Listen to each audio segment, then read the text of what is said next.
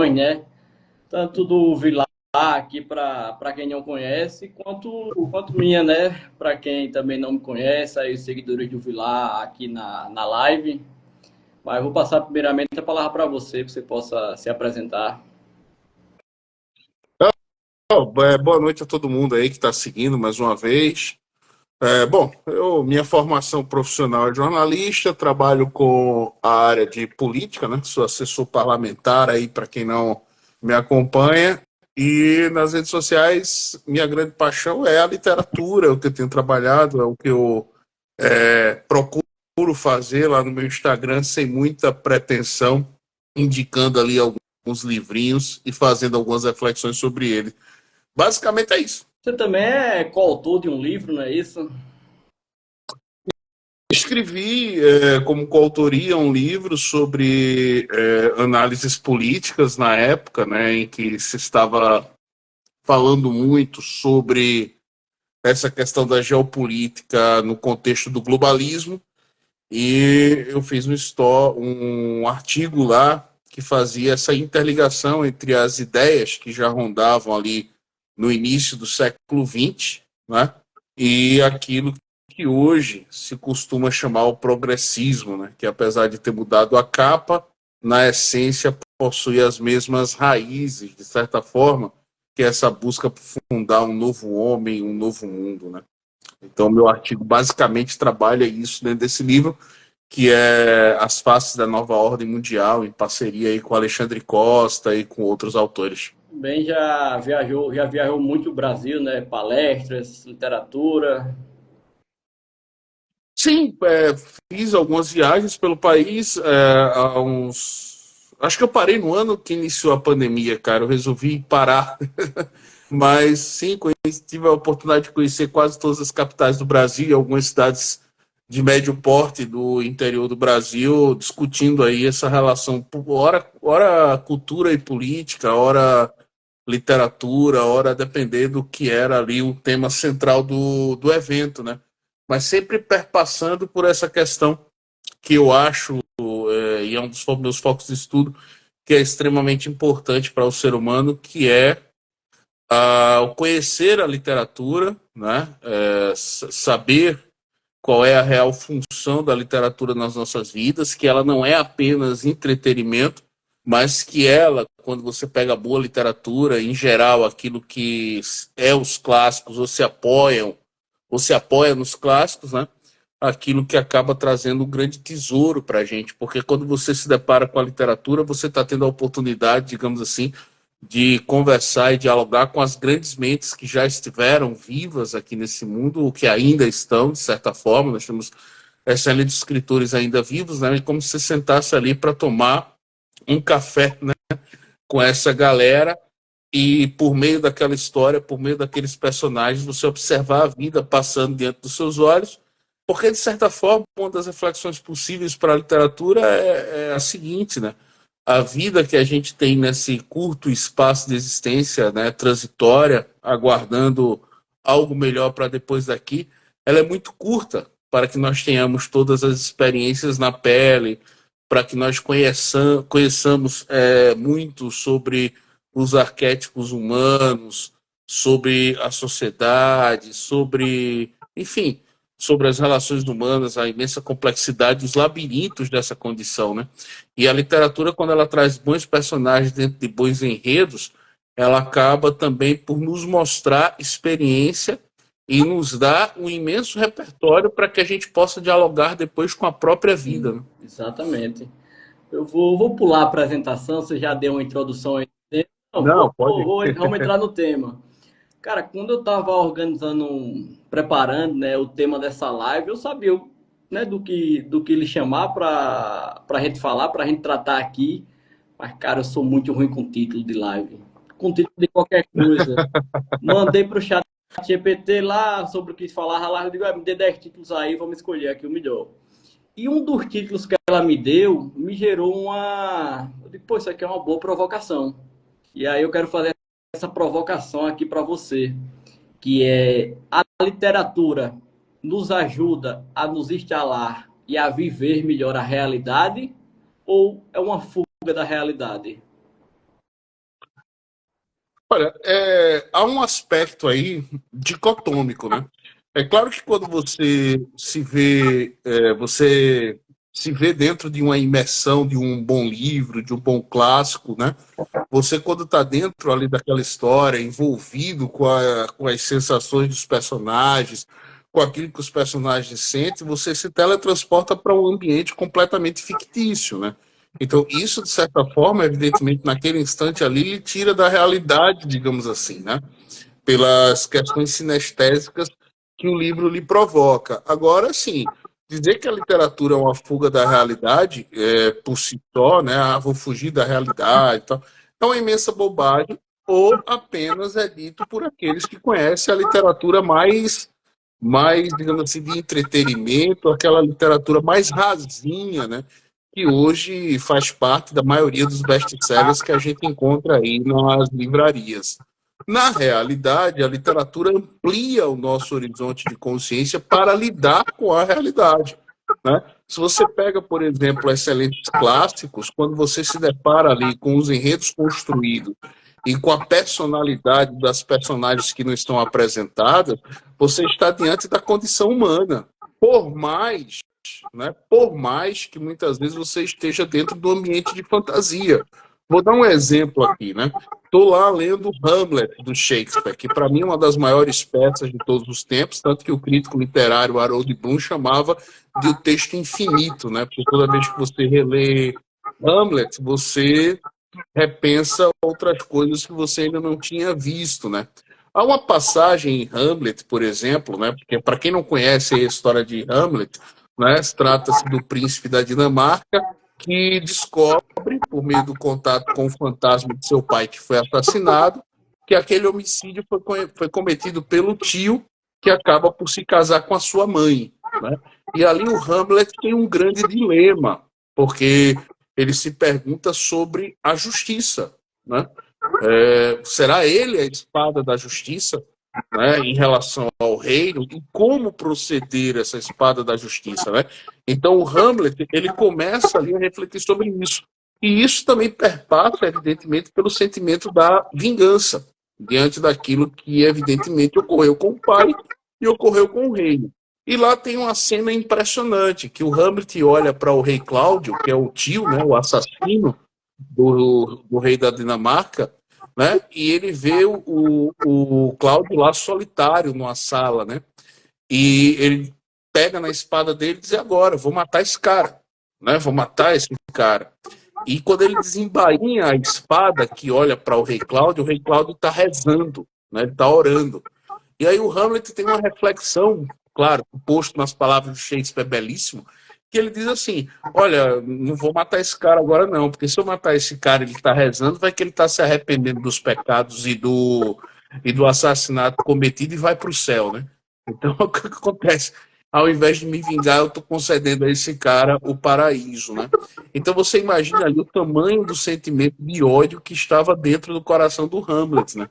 E esse é um sentimento que dita comportamentos na humanidade, porque, por exemplo, quantas pessoas injustiçadas ou que se veem envolvidas em tragédias das quais não têm culpa e provocada pelos outros, né, reagem dessa circunstância de maneira tal a deixar o ódio tomar conta de si em seu último grau, né? Isso é uma característica, tá aqui o gato aqui de casa, né? Essa é uma característica assim presente na humanidade, né?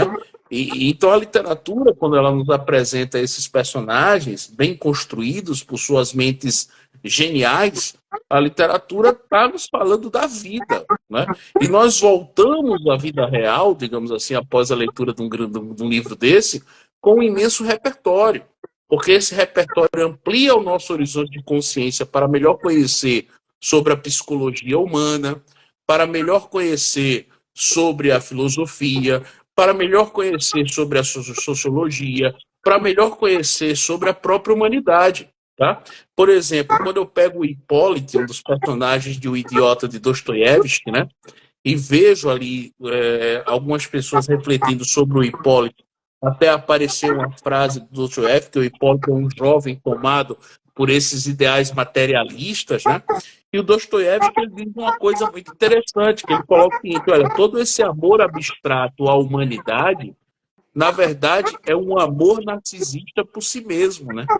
E quando você vai olhar para muitos desses revolucionários aí, né, que se sentem ofendidos por tudo, né, que se acham os defensores de todas as causas, de todas as bandeiras, que não pode ver uma bandeira ideológica balançada que vai lá pegar na haste, né? Muitas vezes você vê isso, uma vaidade, né? Uma vaidade de querer ser o bem supremo, porque quando na verdade você dissolve essa quantidade imensa de amor por um amor abstrato a uma humanidade, você acaba se tornando incapaz de amar o homem em sentido particular, né? E isso também a literatura nos ensina, né? É por isso que para algumas pessoas o ser humano só é ser humano enquanto ele concordar com as minhas convicções. Se não concordar, ele merece ser cancelado, merece ser merece ser exposto aos piores infortúnios, porque afinal de contas eu desumanizo o adversário, né? É assim que a mulher deixa de ser mulher se ela não for feminista, é assim que fulano de tal deixa de ser fulano de tal se ele não for se ele não aderir a uma determinada corrente política de pensamento, né? Porque evidentemente você tem que estar dentro da hegemonia cultural. E a literatura ela rompe essa bolha da hegemonia cultural porque ela não tem compromisso nenhum no sentido de que ela não tem compromisso com bandeira política, ela não tem compromisso com bandeira ideológica, ela não tem compromisso com absolutamente nada. O compromisso dela é com retratar a realidade tal qual como ela é, ainda que de maneira fictícia, ainda que por fantasia, ainda que por histórias como O Senhor dos Anéis, por exemplo, né, do Tolkien. Então, assim, a literatura ela não é uma fuga da realidade nesse sentido. Nesse sentido, o que é que a literatura é? Ela é a ampliação das lentes com a qual a gente vai observar a realidade em minúcias, né? Porque muitas vezes o viver cotidiano da pressa faz com que a gente não enxergue esses detalhes tão presentes e que ditam muito a condição humana. E quando você amplia esse horizonte de consciência, formando o seu imaginário de uma maneira mais eficiente para detectar a realidade por meio da literatura, você entende que a complexidade humana merece, sobretudo, compaixão. E aí o que, que acontece? Aquela doutrina religiosa que você aprende, seja qual for, aquele sentido filosófico que você adota para a sua vida, seja ele qual for, ele se torna menos rígido, não do ponto de vista dos seus valores, mas menos rígido do ponto de vista da minha posição de julgar os outros, entendeu? Porque eu enxergo melhor a complexidade humana. Não sei se eu me fiz entender aí. Perfeito, perfeito. Você fala da literatura atual, né? Que, bem, essa literatura mais moderna, mais best-seller, pode ser, né? Que leva a essa função de apenas fuga por fuga da realidade. Mas a literatura em si, na sua forma, assim, raiz, original, a literatura clássica, ali como descrição dos fatos, descrição da realidade humana, até mesmo de dilemas que o autor tinha e começa a desenvolver ali suas obras, que faz quando a gente lê, a gente começa a refletir sobre aquilo, refletir sobre o próximo, ampliar o nosso olhar, né? E se instalar, digamos assim, essa palavra que é muito usada hoje, se instalar ainda mais na realidade. E aí eu lembro de uma coisa que eu fiquei só na especulação, que foi quando eu li o livro do Viktor Frankl. Para quem não conhece, o Frankl era um psiquiatra que foi mandado para os campos de concentração, passou ali por todo aquele sofrimento perverso dos campos de concentração, mas achou ali um sentido da vida, desenvolveu suas teorias psicológicas ali dentro, com o que ele observava ali dentro, e um dos escritos dele, no Em Busca de Sentido, ele observou que ele se surpreendeu que os que mais duravam ali não eram os mais fortes fisicamente, eram os mais intelectuais. E aí ele especulou e eu também fiquei especulando, que era, pô, será que é porque eles têm referencial teórico para fugir dessa realidade, desse sofrimento, ficar no mundo de imaginação? Ele fez essa especulação e eu especulo também, será que é isso? Ou será que é porque eles tinham um olhar também como o do Franco para ver sentido ali naquela realidade, como vemos histórias de um São Maximiliano Kolbe também, que encontrou um sentido ali na realidade do campo de concentração, né? E aí, eu quero fazer um link aqui, você citou essas características das obras literárias, e nas conversas você sempre cita o Dostoiévski, em especial a obra Crime e Castigo, o personagem ali, o Raskolnikov. Bem, vou me dar um puxão de orelha aqui, foi uma obra que eu não terminei. Porém, é uma obra que eu escuto falar muito e lhe ouvi falar muito dela e me traz grande reflexão sobre o que eu vejo no dia a dia no consultório. Que um grande problema atual, principalmente de pessoas mais com uma boa moral, é uma sensação excessiva de autocobrança, uma incapacidade de lidar com a própria culpa, sabe? Um discurso de, como fala o professor Olavo na neurose, um discurso de juiz e acusador, de autoacusador, poderia até se chamar, né, de, pô, o cara é juiz, acusador e vítima, é uma síndrome do STF. Mas o que é que você fala aí dessa obra relacionada a esses aspectos que eu comentei aí do Crime e Castigo? Cara, é muito assim, interessante, né? Eu pego uma fala que você faz aí ao citar o Victor Frankl, que você coloca algo muito interessante. Quando o Victor Frankl percebe, né, que há uma força, né, na vida intelectual, há uma força na vida intelectual, vida intelectual no sentido não do eruditismo, tá, gente? Mas daquela história de abraçar o conhecimento em busca da verdade, né? Quanto mais repertório você tem ao enfrentar, para enfrentar as suas crises existenciais e suas dores, evidentemente que em qualquer circunstância, mais livre vai estar o seu espírito para investigar aquele conhecimento absolvido e ressignificar o que você está passando, né? E encontrar um sentido maior, que em último grau que lhe transcenda, né? Que em último grau que lhe transcenda, quer seja religioso, quer seja filosófico, etc. e tal. Então, há esse componente, né? Há esse componente onde você enfrenta as tempestades com uma determinada centralidade da sua psique, porque você tem repertório para entender as coisas que estão à sua volta e até comparar, né? Isso é um ponto. Isso existe, de fato, né? Eu cito muito, por exemplo, fazendo uma comparação com isso, chego já no Raskolnikov, de você lembrar aí de uma obra que eu acho fabulosa, que é o Nó de Víboras do François Mauriac, né? Se você for ler o Nó de Víboras do François Mauriac, gente, o que é Nó de Víboras?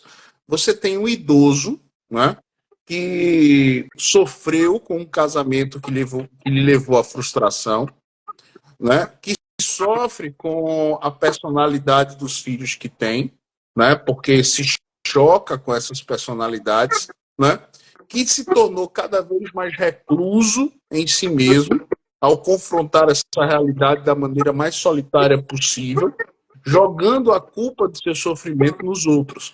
E um belo momento, esse idoso tem uma doença terminal e ele resolve deixar uma carta para a esposa, né? E essa carta, basicamente, é um instrumento de vingança. Olha, eu vou morrer, mas eu vou dizer o que você fez comigo, né? E ele começa ali a escrever, né, do alto de um ódio, de um ressentimento, de uma raiva, né? Tudo que ele passou na vida, apontando os culpados. E no decorrer do caminho, essa carta, ao invés de levá-lo a ratificar, né? Aliás, a ratificar que a vida dele foi aquilo que ele pensava, essa carta que ele vai escrevendo cria um mecanismo inverso, fazendo com que ele comece a compreender quem ele é e o quanto daquelas dores é uma responsabilidade dele mesmo, né? Então aquele ser amargo vai se dissolvendo dentro de si mesmo, mostrando uma coisa fundamental, que não é só a importância da leitura, mas também a escrita, né? Quando nós escrevemos, nós explicamos melhor nós mesmos para nós mesmos, antes de nos explicarmos para o mundo, né? Então, esse personagem do Mauriac é genial, né? Quando você tem Crime e Castigo, do Raskolnikov, veja a grande importância do Dostoiévski nessa obra para a psicologia, né? O Raskolnikov, ele nos mostra diversos elementos. Primeiro, ele nos mostra ali, né, uma questão que é a culpa. Né? O sentimento de culpa por determinados atos que nós cometemos podem provocar traumas tão profundos que nós nem nós mesmos enxergamos que a culpa está ali. Né? É por isso que o Raskolnikov arde em febre. Né? Essa febre do Raskolnikov ela é quase metafísica. Né? É por isso que o Raskolnikov é tomado pelo aquele ambiente sombrio externo que reflete um ambiente sombrio interno do qual ele nem tem conhecimento profundo. E ele começa a espelhar esse ambiente na relação com a Sônia, por exemplo, né? Onde ele começa a enxergar algumas coisas que começa a apontar a possibilidade de redenção para o pior dos miseráveis. Mas veja outro aspecto também do Raskolnikov que é muito psicológico, né? Nós, seres humanos, somos capazes de atos de generosidade e atos de maldade incríveis, porque somos feitos do mesmo barro, consequentemente das mesmas misérias, dos mesmos sentimentos, das mesmas tentações e, evidentemente, todos nós à imagem e semelhança de um mesmo Deus, se assim você também crê como eu que está aí me assistindo.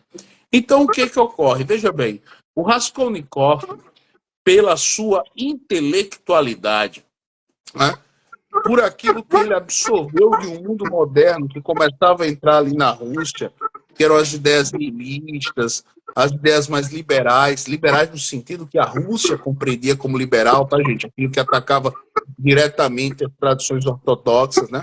Ele começa a se inspirar ali em figuras como Napoleão, dentre outras, e o Raskolnikov cria algo muito interessante na sua cabeça, que é o seguinte: a justificativa dos piores atos por meio da racionalidade, desde que haja uma utilidade naquilo que se está fazendo. Né? Então, ou seja, eu, por exemplo, eu sou extremamente pobre, mas muito inteligente. Aquela velha ali é uma safada, né? Aquela velha é uma avarenta, tá cheia de dinheiro. Se eu for lá matar essa velha, pegar esse dinheiro e redistribuir para coisas melhores, eu estou fazendo um bem a mais pessoas em detrimento da morte de uma pessoa. Só que continua sendo homicídio, continua sendo um crime, continua sendo um mal, mas esse mal ele é justificado racionalmente, né? E ele é justificado racionalmente. Perceba que isso está presente em muitas ideologias, pessoal, né? Você justifica uma ação em função daquilo que você quer atingir e você substitui a sua consciência, né, por um tipo de pensamento filosófico, ideológico, político, ou seja lá qual for, né? E se coloca o homem acima dos demais, né?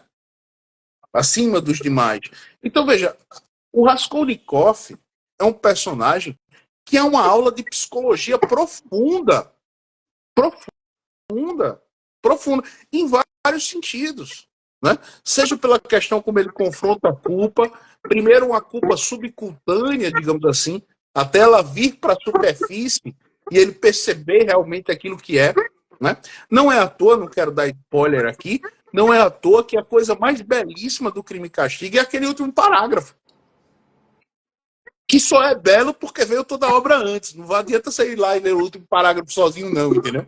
Você tem que ler o último parágrafo também depois de ter lido o livro todo. Porque quando você chega naquele último parágrafo, a sensação que você vai ter é a seguinte: olha, existe sempre a condição do pior dos miseráveis conhecer a si mesmo, enxergar as suas misérias e se ver diante de uma encruzilhada, onde há o arrependimento que leva à redenção ou o remorso que leva o cabo de vez ao inferno. Né? E o remorso, gente, é um negócio terrível de você lidar psicologicamente. Porque você olha para o seu pior e diz assim: já que eu sou essa merda mesmo, bora a ladeira abaixo. Entendeu? E você não consegue mais reverter o processo. Já o arrependimento, não. A construção de uma redenção não é fácil, porque ela é cheia de quedas. Imagina o cara que é alcoólatra, né? Tá tentando deixar o álcool. Ela é cheia de quedas, ela é cheia de indas, ela é cheia de vindas, mas você está ali buscando aquilo que de fato você é, a imagem e semelhança de um Deus. Porque isso é presente em todos nós, mesmo naqueles que se sentem o pior dos piores. Porque fazer com que você se sinta o pior dos piores é justamente uma armação do mal, né? Digamos assim. Entendeu? Então, assim, isso para você trabalhar, digamos assim, para você conversar com alguém que sofre do peso dos escrúpulos, que sofre porque não consegue abandonar o seu passado, e por mais que faça, por mais que lute, está ali ele mesmo se condenando a não ter uma salvação, não é? Isso é muito forte, cara. E o Raskolnikov é um personagem riquíssimo nesse sentido. Então, veja, não é apenas um enredo, não é apenas um livro, não é apenas um romance policial sobre um crime cometido. O Raskolnikov é um imenso labirinto da condição humana. E a gente passa a enxergar em inúmeros miseráveis, criminosos ou não, né, que confrontam com o terrível ato de enxergar a si mesmos depois dos seus piores erros. Né? E que muitas vezes não encontra uma mão estendida no mundo. Né? E onde é que o Raskolnikov encontra essa mão estendida? Veja que lindo. Em Sônia, cara. E quem é a Sônia? A Sônia, em tese, é o esgoto da sociedade. Porque o Raskolnikov ele é um estudante intelectualizado. A Sônia é uma prostituta, é uma meretriz. Né? E um discurso mais lindo, um dos discursos mais lindos de Dostoiévski nessa obra é quando o pai da Sônia, um bêbado, defende o que é a filha, né?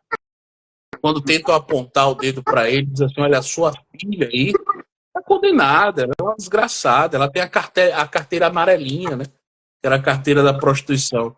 Ele faz, olha, a minha filha teve as razões que teve para cometer tais coisas e nunca se rebaixou ao ponto, né, de fazer essas coisas sem ter a sua própria consciência pesada.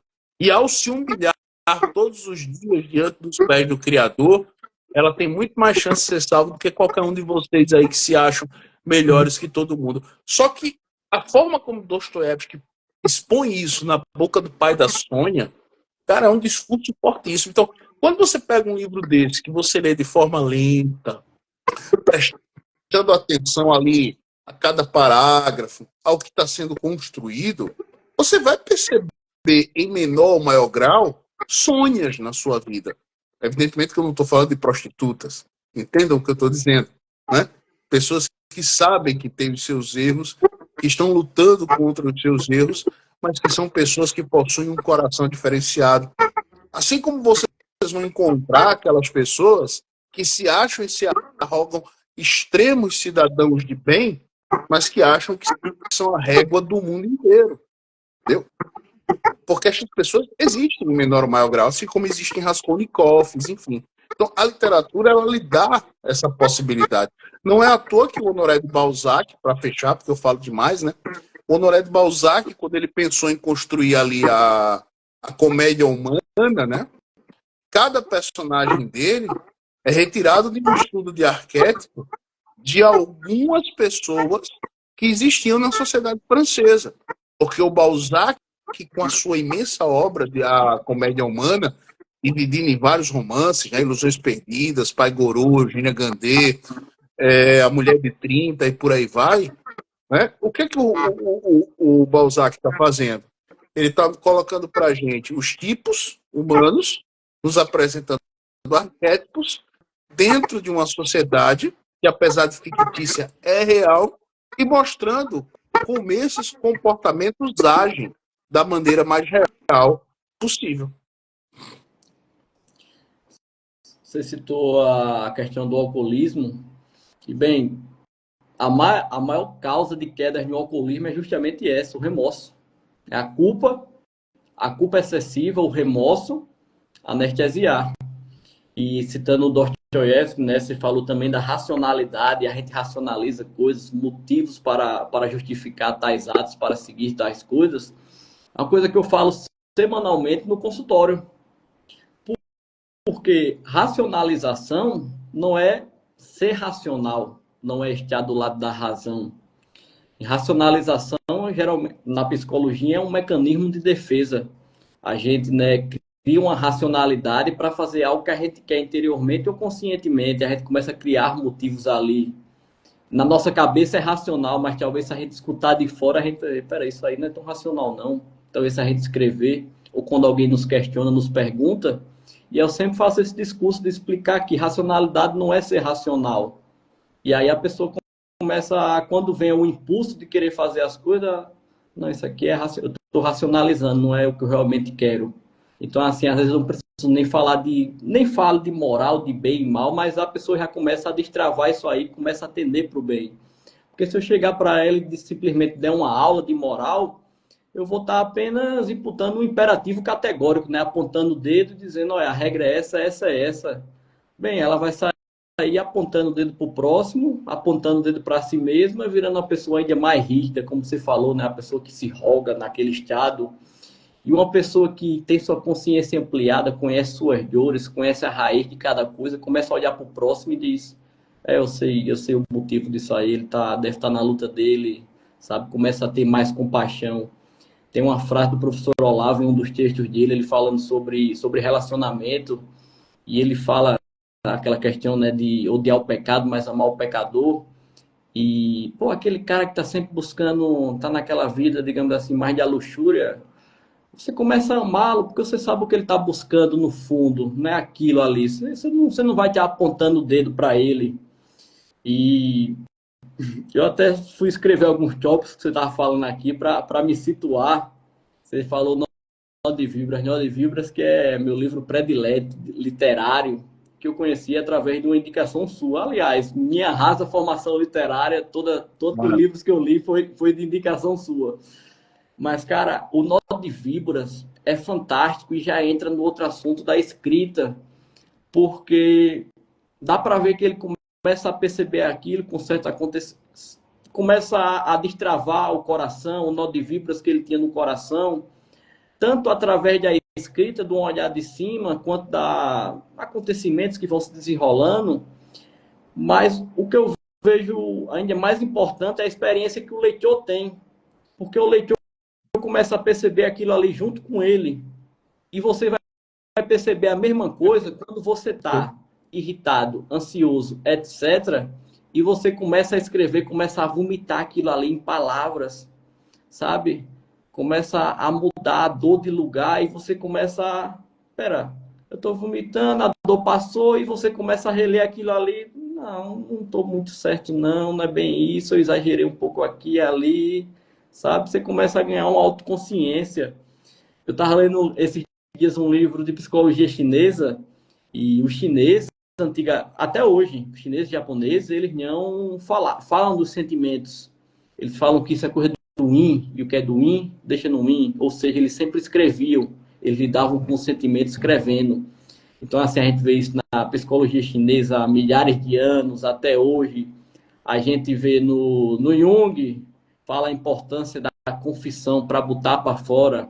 Pô, às vezes até um próprio discurso, você não dá para elaborar o discurso enquanto você está falando, você tem que escrever aquilo ali, né?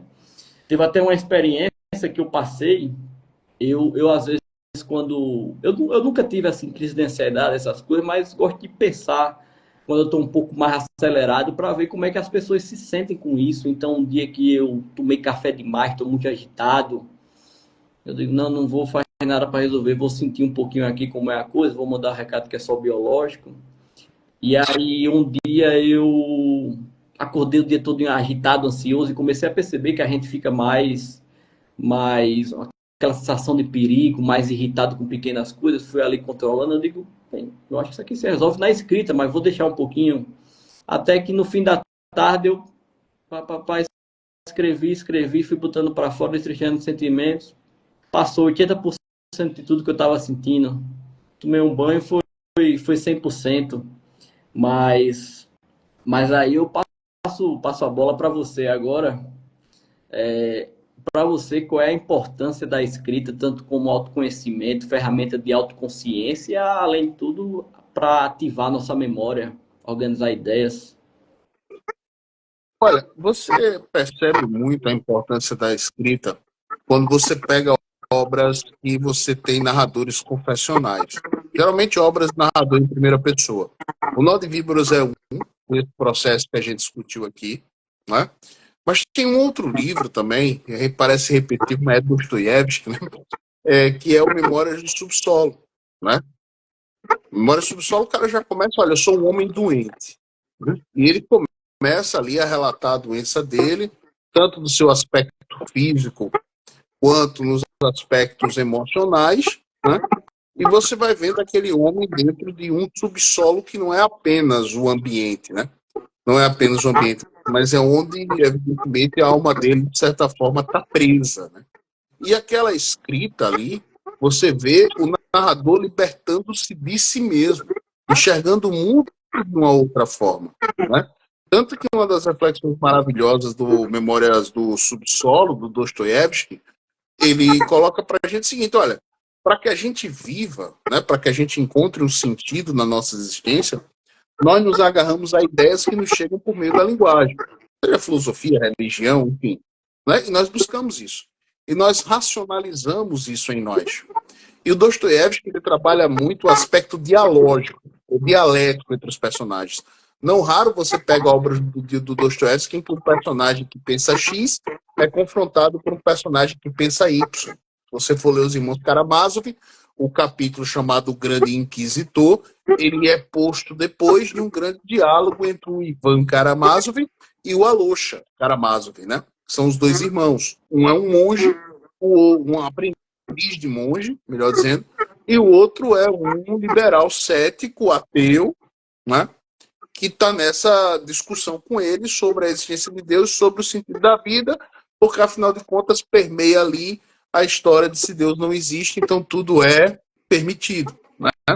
E o Dostoiévski coloca o seguinte, olha, por mais que você venha a aderir a um determinado conjunto de ideias, essas ideias elas não moldam você excluindo a sua experiência e as suas emoções.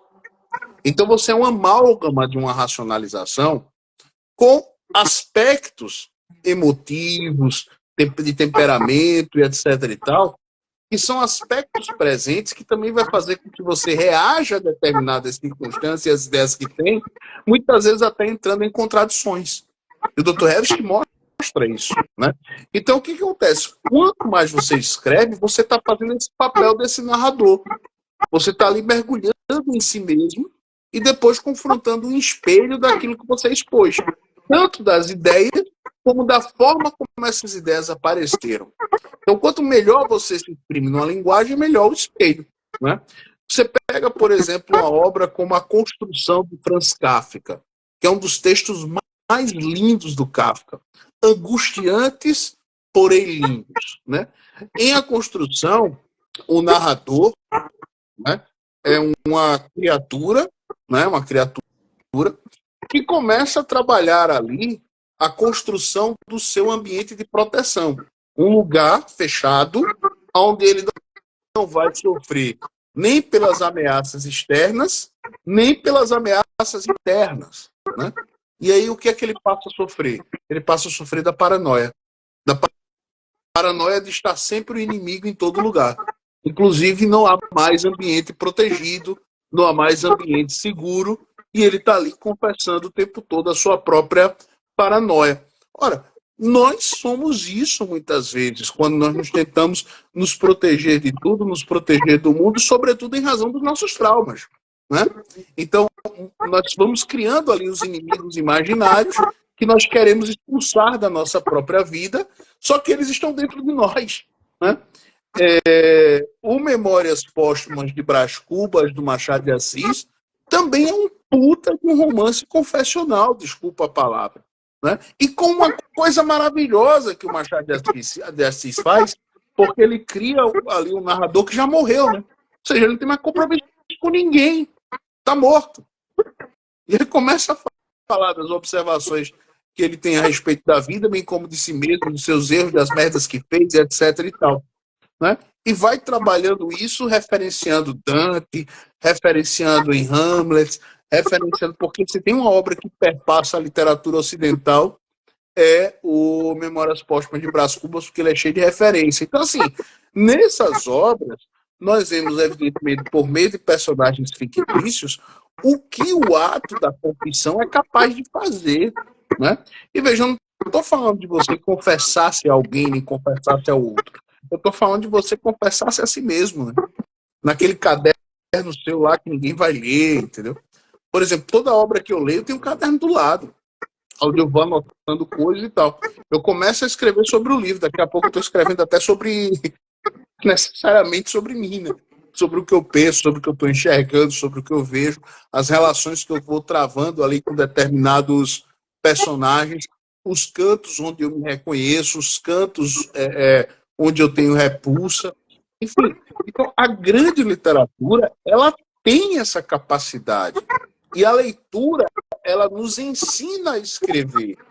E nos ensina a escrever melhor, né? E se você adota a escrita como uma atividade diária, o bloco de notas do meu celular, então, é cheio, né? Às vezes eu penso frases e vou e jogo no bloco de notas do celular, depois vou reler essas notas e vejo a frase e que merda que eu pensei, que bosta que eu pensei. Ou então, pô, com isso aqui eu ainda concordo, entendeu? Então, assim, esse autoconhecimento, ele é um elemento fundamental. E a literatura, quando vai lhe dando repertório e ampliando os horizontes de consciência para você lidar com esse processo de escrita, ela faz algo, assim, fantástico, qualquer que seja a sua profissão, sabe? Porque em alguma profissão que você tiver, você está ali absorvendo conhecimento técnico, né? Então, o que é que a literatura faz? Ela lhe dá a dimensão humana. E quanto melhor você tem, quanto mais aguçado seu olhar para a dimensão humana, melhor você consegue alocar o conhecimento técnico que você possui em relação à vida, né? Eu costumo até brincar, eu digo, olha, os conhecimentos técnicos, eles são os tijolos com os quais a gente vai construindo a nossa vida, seja no sentido profissional, seja no sentido pessoal, etc., porque a gente vai compreendendo ali o mundo. A literatura, ela é meio que a argamassa, sabe? Ela consegue assentar cada tijolo no seu devido lugar e faz com que a gente, quando se afaste, não esteja mais enxergando só o tijolo, né? Mas consiga observar algo mais amplo, né? Que é o mosaico que vai sendo montado. Porque a literatura nos faz ter contato com tipos e personalidades, reações às circunstâncias por meio dos personagens, que muitas vezes, como eu falei no início, a vida da gente é curta demais para que a gente tenha todas toda a possibilidade de enxergar isso no dia a dia, né? Então, assim, se eu posso sentar hoje e tomar um café com Charles Dickens para que ele me mostre a maneira irônica, sarcástica e muito bem humorada com que ele expõe o sofrimento do jovem Oliver Twist, o órfão, né? E um sofrimento doentio sendo exposto ali de maneira leve, mas que não deixa de ser pesado e a gente sente esse peso, entendeu? Se eu consigo estabelecer esse diálogo com Charles Dickens e quando eu saio dessa obra olho para os desafortunados e até para mim mesmo, quando desafortunado porventura sou, né? Eu saio com a melhor consciência de que no mundo chove sobre os justos e sobre os injustos. E que muitas vezes não é a circunstância, mas a maneira como nós somos capazes de lidar com essa circunstância, ressignificá-la, vencê-la, né, e poder superar. Então, assim, a literatura, ela tem essa questão. E nesse processo, eu acredito que é muito importante a escrita, sabe? Escrever liberta. Escrever exorciza demônios, né? Escrever exorciza demônios. E não importa se você vai escrever na busca de ser um gênio literário, não. Escreva simplesmente por escrever. Escreva simplesmente por escrever, né? Para conversar consigo mesmo. Tem uma coisa que hoje em dia as pessoas evitam demais, cara. As pessoas evitam a solidão, né? Olha, você precisa aprender a ser uma boa companhia para si mesmo, cara. Né? Para que você tenha alguns momentos de solidão que sejam satisfatórios, né? E quando eu falo de uma boa companhia para si mesmo, não é aquela coisa absurda dos dias atuais de ame-se acima de tudo, confie em si mesmo. Porra, se você se amar acima de tudo, você já joga Deus do lado de fora. Se você confia demais em si mesmo, eu lamento dizer, confiar demais em si mesmo é estar fudido. É tá fudido. Né? Desculpa a expressão da palavra. Não é nesse sentido que eu falo, mas é no sentido de você saber aquilo que o Miguel de Cervantes dizia com o Don Quixote, né?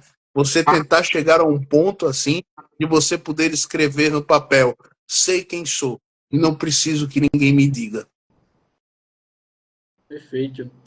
E além disso, essa questão de estar sempre pegando um bloco de notas, ter um bloco de notas do lado, tive uma ideia aqui, uma reflexão, passei 5 minutos refletindo, não anotei em lugar nenhum. Semana que vem eu penso, cara, eu tive uma reflexão, lembrei, não lembro. Às vezes, Pois é. às vezes só o fato de você anotar já fixa na memória, porque a escrita ativa a memória. Não precisa nem tá indo voltando lá para reler, mas só esse fato já fixa.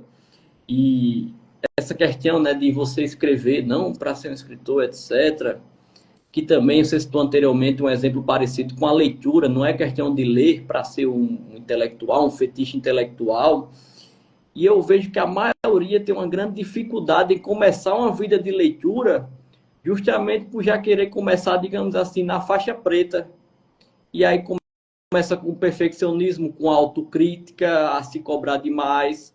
Hoje em dia está até na moda curso de leia um livro em tantos minutos, absorva tudo que leu em tantos minutos. Eu digo, acho isso um absurdo, cara. A leitura é para você degustar.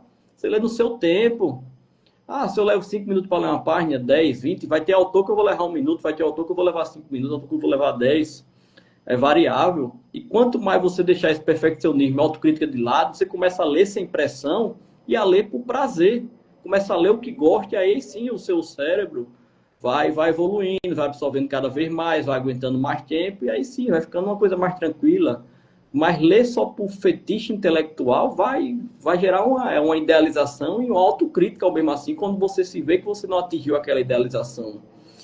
O Vilar citou nessa questão dos traumas, quando a gente procura fora, mas aquilo tá dentro de si mesmo. E é próprio do trauma, né? Um grande trauma é desconfigurar a personalidade, né? Fragmentá-la. Então a gente cria uma personalidade para reagir a cada situação, seja de forma excessiva ou de forma que a gente trave.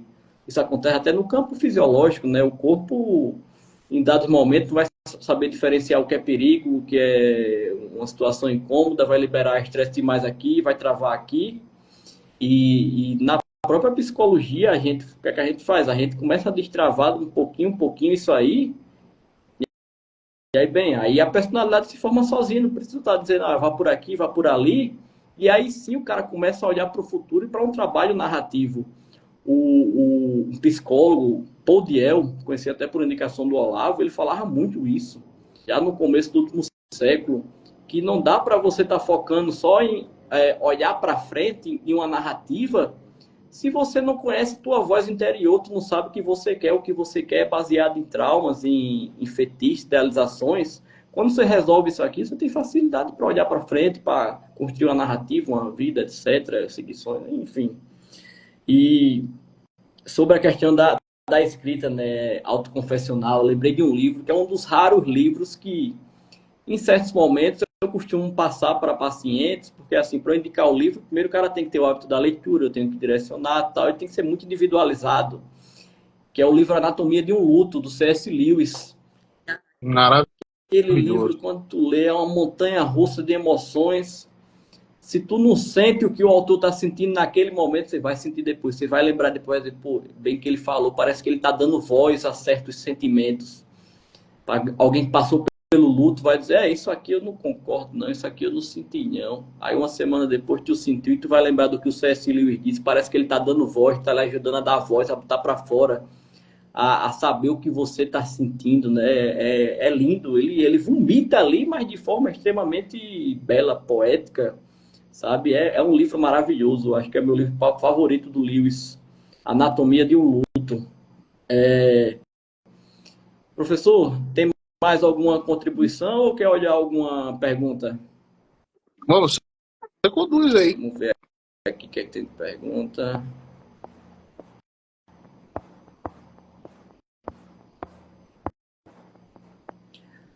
Como a literatura pode ser usada como ferramenta para entender melhor a psicologia humana? Acho que o Vilar já respondeu isso, mas se quiser fazer mais alguma contribuição. Não, eu acho que é justamente nesse sentido, né? A partir do momento que você pega uma grande literatura, onde os personagens estão bem construídos, como se ali eles tivessem vida própria, né? Você começa a observar, de certa forma, arquétipos, né? Você começa ali a ver temperamentos, reações às circunstâncias, né? Isso lhe ajuda a compreender melhor, até uma expressão de uma pessoa que eu sigo aqui no Instagram e acho muito bom o trabalho dela, que é a Cá Mendes, a expressão que ela usa muito, que ela usa, né, que é você compreender melhor esse labirinto da condição humana, né? Então soma-se a isso aquilo que eu meio que já falei aqui. Perfeito.